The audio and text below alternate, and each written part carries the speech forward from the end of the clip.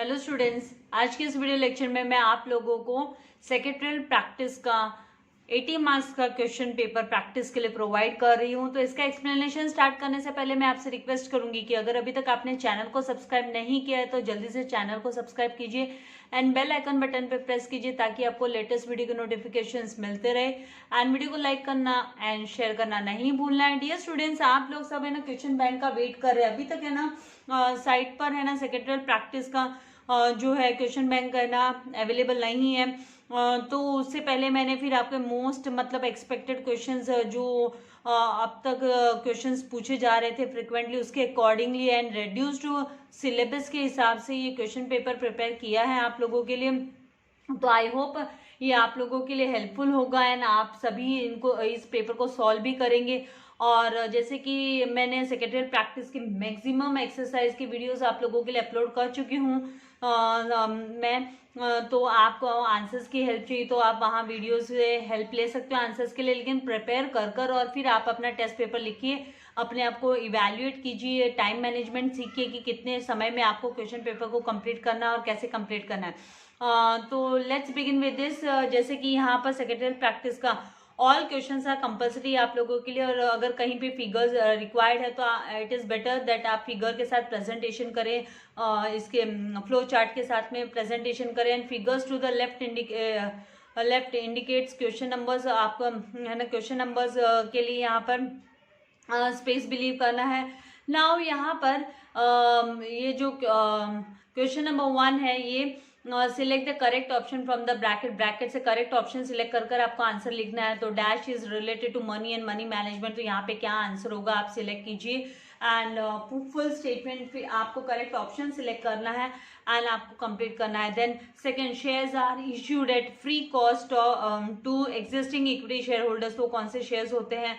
And then third, the dash have a power to allot shares, किसको allot करने का shares allot करने का पावर किसके हाथ में होता है। Then deposit is a type of dash, ये क्या है, what is it is a type of what. Then dash is a profit shared by a company with a shareholder, तो क्या प्रॉफिट शेयर करने का तरीका शेयर होल्डर्स के साथ, शेयर होल्डर के साथ जब कंपनी प्रॉफिट शेयर करती है तो उसे हम क्या बोलते हैं। तो इन 3 ऑप्शंस आपको दिए हुए, इसमें से करेक्ट आपको सिलेक्ट कर लिखना है। Now find the odd one, तो ऑड वन भी 5 मार्क्स के लिए आपको है। तो यहाँ पे dividend warrant, interest warrant, demat, तो आपको फाइंड आउट करना है कि which word is the odd one out and और ऑड वन आउट को आपको आंसर में लिखना। आंसर वट एवर जो आंसर है आपका, मैं अभी आंसर आपको नहीं बताऊंगी, आपको खुद सॉल्व करना है। देन डिबेंचर होल्डर से भी शेयर होल्डर। देन थर्ड यहाँ पर trust deed, depository, deposit receipt. Then fourth, further public of private placement commercial paper. Then face value, market value and redemption, तो आप रिडम्पशन वैल्यू आपको find out कर लिखना है कि which word is the odd one out. Now question number 1 का जो C part है उसमें गिव वन वर्ड, आपको एक वर्ड देना है, मतलब आपको स्टेटमेंट दिया गया है तो उसके लिए करेक्ट 1 वर्ड आपको चूज करना है। तो यहाँ पर market which provide short term funds, कौन सा मार्केट है शॉर्ट टर्म फंड प्रोवाइड करता है। Then the oldest depository in India कौन सी है। Then maximum period of public deposits क्या है। Then an acknowledgement of the fixed deposit accepted by a company and status of debenture holder. तो अगर आप लोगों ने करेक्टली 5 जो वर्ड्स करेक्टली 1 वर्ड लिखे हैं तो फिर 5 मार्क्स यहाँ पे आपके कैप्चर हो जाते हैं। Now arrange in order, proper order में आपको अरेंज करना है। तो ऐसा क्वेश्चन आप लोगों को OCM में भी, ऑर्गेनाइजेशन ऑफ कॉमर्स में भी है। तो यहाँ पर मेंबर एप्लीकेंट बोनस शेयर्स, तो आपको प्रॉपर ऑर्डर में लिखना है। जो फर्स्ट ऑर्डर में आएगा वो first, then second and then last. Then share certificate, allotment letter, then application form, then third board resolution, allotment of debentures, board meeting, then fourth renewal of deposits, acceptance of deposit and deposit receipt. Then fifth one, transfer of dividend account, transfer to IEPF, then transfer to unpaid dividend account. Then question number 2, यहाँ पर explain the following terms दिया है, any 4 आपको लिखना है, 8 marks के लिए है। तो कोई भी तो 4 आपको है ना लिखने हैं। तो यहाँ पर जैसे है ना 6 आपको दिए होंगे तो आउट ऑफ 6 ओनली 4 आपको एक्सप्लेन करने हैं। तो मैं आपको सजेस्ट करूंगी पहले आपको एक्स्ट्रा क्वेश्चन पे नहीं एक्स्ट्रा सॉल्व करने में नहीं जाना है, पहले आपको जितने पूछेंगे वो सारे कंप्लीट करो एंड वॉट एवर, अगर आप एक्स्ट्रा जानते भी हो, आप सोचोगे कि भाई 2 मिनट ही तो लगेगा, 2 एक्स्ट्रा कर देते, ऐसा नहीं करो, do at the and. Starting में एक्स्ट्रा करने के लिए मत जाओ, क्या होता है स्टूडेंट्स एक्स्ट्रा लिखते हैं और फिर एक्स्ट्रा के लिए एक्स्ट्रा मार्क्स तो मिलता नहीं है एंड लास्ट में फिर उनका पेपर छूट जाता है। तो better if you know also then wait, at the end you can write. Now profit, renewal of deposit, financial market, unpaid dividend, NSE and working capital, 6 option, 6 are given and out of these 6 you have to answer only 4, 2 marks each का रहेगा। Now study the following case situation and express your opinion। तो यहाँ पर any 2 करना है, आपको 3 questions दिए रहेंगे, आपको 2 ही सॉल्व करने हैं 6 मार्क्स के लिए। यहाँ पर भी आपको सजेस्ट करूंगी कि आप लोगों को भले सारे के सारे आते हो, लेकिन है ना बेस्ट 2 आप है ना सॉल्व कीजिए, एक्स्ट्रा पे नहीं जाना, क्योंकि मैक्सिमम यही होता है स्टूडेंट्स एक्स्ट्रा करने जाते हैं और फिर बाद में लास्ट में पेपर छूट जाता है। एक्स्ट्रा का फिर से रिपीट करूंगी, एक्स्ट्रा मार्क्स नहीं मिलता है, आप लोग अपना पेपर कंप्लीट करेंगे तो कुछ तो लास्ट में आंसर्स आपके जो है, आप जो कंप्लीट पेपर होगा तो वो that will gain more marks for you.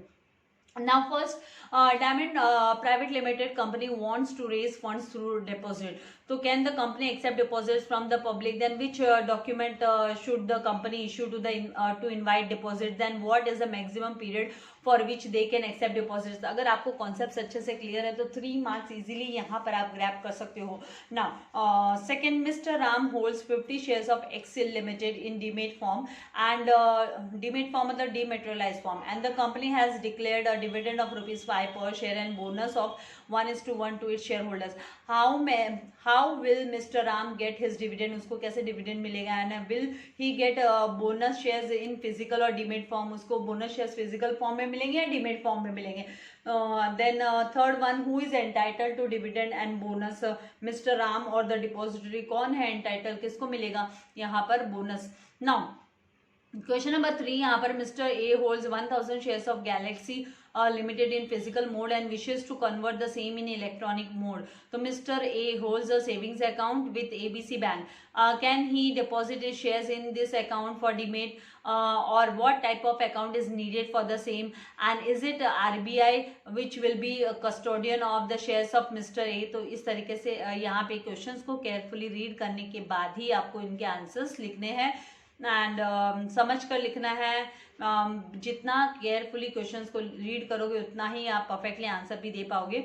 Now यहाँ पे क्वेश्चन नंबर 4 है, जहाँ पे distinguish between the following, any 3 आपको करना है। टोटल 4 दिए रहेंगे और आउट ऑफ 4 आपको 3 सॉल्व करने हैं, डिस्टिंग्विश बिटवीन कंप्लीट करने हैं। तो यहाँ पे 4 मार्क्स का एक डिस्टिंग्विश बिटवीन है, तो इसका मतलब 4 मैक्सिमम मिनिमम 4 पॉइंट्स चाहिए। तो मैं आपसे रिक्वेस्ट करूंगी कि 1 पॉइंट एक्स्ट्रा लिखना, एटलीस्ट 5 पॉइंट्स आप लिखिए तो इट इज़ बेटर, क्योंकि डिस्टिंग्विश बिटवीन में अगर 1 पॉइंट में कहाँ पे गड़बड़ हो गई है तो फिर आपको other point and opposite point tabular form में ही इसको प्रेजेंट कीजिए।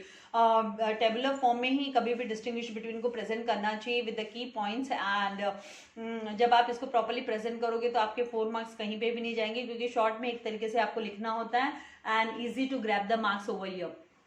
Now dividend and interest, then second primary market and secondary market, and third is equity shares and preference shares, and fourth is IPO and FPO. IPO means initial public offer and FPO मतलब further public offer. Now question number 5 यहाँ पर है कि answer in brief, मतलब short में आपको answer देना है। एनी 2 क्वेश्चन अटेंड करने हैं, 4 मार्क का एक क्वेश्चन होगा।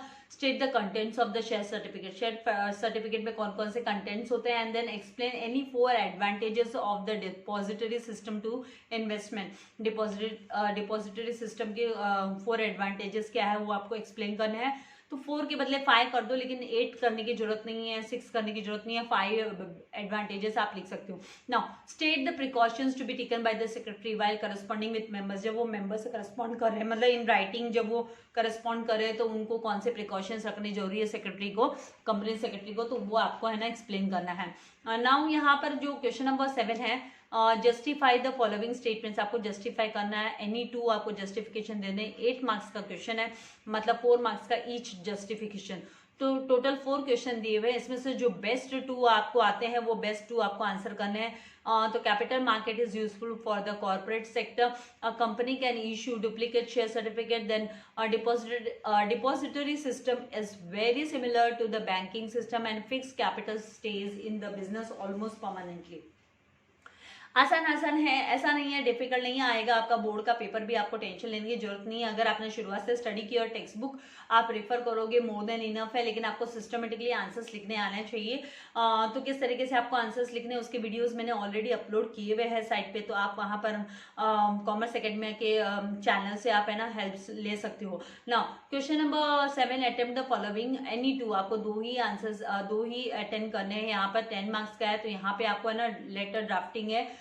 तो draft a letter to the members for the payment of interim dividend, electronically interim dividend की पेमेंट को लेकर, and then draft a letter to the debenture holder informing about conversion of debentures into equity shares, and third is draft a letter of thanks to the depositor of a company for face deposit. Any two आपको है ना attend करना है। यहाँ पर extra में पहले नहीं जाना, फिर से रिपीट करूंगी क्योंकि यहीं पे बच्चे मार खा जाते हैं। तीनों आते हैं, चलो अभी तीनों लिख दो, फिर लास्ट का क्वेश्चन रह जाता है। लास्ट क्वेश्चन जो है आप लोगों का वो answer the following any one आपको करना है। 8 मार्क्स का क्वेश्चन है। Explain the various functions of stock exchange and explain debentures and its types.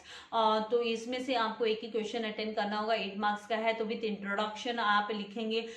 तो एंड जहां पर है ना पॉसिबल है आप फ्लो चार्ट की हेल्प से आप एक्सप्लेन करेंगे तो it would be better for you. आपको ज्यादा मार्क्स ग्रैब करने में हेल्प होगी यहाँ पर। एंड दूसरी बात कि यहाँ पर अभी ये जो क्वेश्चन पेपर है आप अपने ना पेपर पे नोट डाउन करके फिर पूरे पेपर को सॉल्व कर सकते हो, और चाहिए तो इसके स्क्रीनशॉट के हेल्प से या वीडियो को रिपीटेडली ऑन कर कर रख के आप है ना इस पेपर को सॉल्व कर सकते हो। तो all the best for solving the paper, and channel के साथ बने रहिए, फ्रेंड्स के भी साथ भी शेयर कीजिए। जल्दी आप लोगों के लिए अकाउंट्स एंड जो आपके मैथ्स के स्टूडेंट फ्रेंड्स हैं जिन्होंने मैथ्स लिया है तो उनके लिए मैथ्स का पेपर भी मैं जल्दी अपलोड करने वाली हूँ। पॉसिबल हुआ तो अदर सब्जेक्ट्स का भी आप लोगों के लिए विद द रिड्यूस सिलेबस है ना अपलोड करूंगी। तो वीडियो को लाइक करना है, शेयर करना नहीं भूलना है, ज़्यादा से ज़्यादा फ्रेंड्स के साथ शेयर कीजिए ताकि सबको हेल्प हो सके। And stay focused on your studies. यहाँ वहाँ ध्यान नहीं दीजिए, अभी समय बहुत कम रह गया है।